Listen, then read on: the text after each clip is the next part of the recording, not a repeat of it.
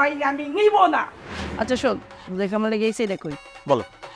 তুই কি আমার 1 লাখ টাকা ধার দিতে পারবি? অবশ্যই পারুম, কেন পারুম না? পারো। বাইরে একটা ফোন দিয়া যা। বাইরে ফোন দিতে বলছে। আরে ভাবি, টাকা তুমি চাইছো ঠিক আছে, কিন্তু সত্য তুমি করবা না। দাঁড়াও, বাইরে ফোন। খারাপ, আমি টাকা ধার নিব, আমি শোধ করবো, তুই ভাইরে বারো ফোন দিতে চাইছিস কোন দিকে? ভাবি, তুমি কিভাবে আমার সব দিবা? তাও তুমি টেনশন নেন, আমি বাইরে ফোন দিতেছি। থাক, ভাইরেও ফোন দিতেইব না, আমারও টাকা দিতেইব না। আমার প্রথমে বোঝা উচিত ছিল এই বাড়ির দারোয়ান না রাইখা যে নিজে দারোয়ানগিরি করে সে আমার 1 লক্ষ টাকা কোথা থেকে দিব। আর তুই তারা জাত কিপটা, তোকে যে আমার এটার আশা করলেই ভুলিছে। ভাবি ভাবি, তুমি শুধু শুধু আমার প্রতি রাগ করতেছো, অযথাই আমার কথা শোনাইতেছো। একটা কথাও তুই কবি না, আমি গেলাম না। কিছু একটা খাইয়া দাও তোর বাসায়, তোর মতো কিপটার বাসায় আমি পানি পুজো তো খামো না। দেখছো, শুধু শুধু আমার কথা শুনাইতেছে। তোর 1 লাখ টাকা তুমি কেমনে শোধ দিবা? বেহুদা, ওই তো আমার ভাইয়ের কাছে যাইতে বোঝে না কিছু।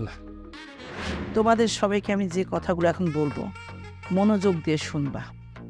তোমার বাবা যেহেতু দেশে বাইরে থাকে, এই সংসারের সব দায়িত্ব এখন আমার, আমি কর্তা।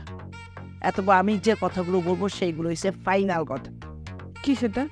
ইদানিং আমি লক্ষ্য করতেছি তোমরা সবাই মিলে আমার জামাইকে অপমানজনক কথাবার্তা বলো এবং ঘর জামাই বলে তাদেরকে গালি। কিরে বটু, কি সমস্যা? কথার মাঝখানে বাবা ঢুকেনি কেন? মা, আমার নাম বড় করে আকিকা দিয়ে সুন্দর করে নাম রাখলা বক্তিয়ার লস্কর টুলু। এতই বড় নাম রাখলা যে না ডাকতে পারে ছটকাট করলা কি বল? তা আমি কিসে বলতো? নাটের বলতো নাকি স্পঞ্জ হ্যান্ডেলের নিচে যে গোলগুলো এটা থাকে ওই বলতো? এটা কি এক ধরনের গালি না? এটা গালি হতে যাবে কেন? তোর যেটা নাম সেটা ধৈর্য তোকে ডাকা হয়েছে। ঠিক আছে, তাহলে এখন থেকে আমিও ডাকবো ঘর জামাই।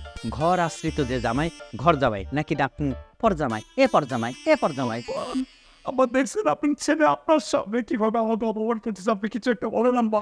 আমি ইদানিং একটা জিনিস লক্ষ্য করতেছি, তোমরা সবাই বেয়াদব হয়ে গেছো, অতিরিক্ত বেয়াদব। শোনো, আমি সুন্দর করে একটা কথা পরিষ্কারভাবে বলতে চাই, এরপর যদি তোমরা কেউ আমার জামাই বা আমাকে নিয়ে কোনো উল্টাপাল্টা কথা বলছো এবং আমার জামাইকে অপমানজনকভাবে কথা বলছো, তাহলে আমি না সবার খাওয়া বন্ধ করে দিই। শুধু খাবার না, রাতে ঘুমানোর জন্য বিছানা পাবা না, এই সোফাতে তোমাদের ঘুমাইতে হবে। এইটাই আমার ফাইনাল কথা। কিন্তু মা, এই কখনো শুনছিস রেফারি বাসলে ফাইনাল ফু দেওয়ার পর প্লেয়ার দৌড় দেয় না? তার কথা বলছিস কেন? যা সবগুলো এখান থেকে যা। যাও তাকাইছো কেন? মা যেটা বলছে সেটাই ফাইনাল। আমি তো একদম মার ডিসিশন সবসময় অক্ষরে অক্ষরে পালন করি।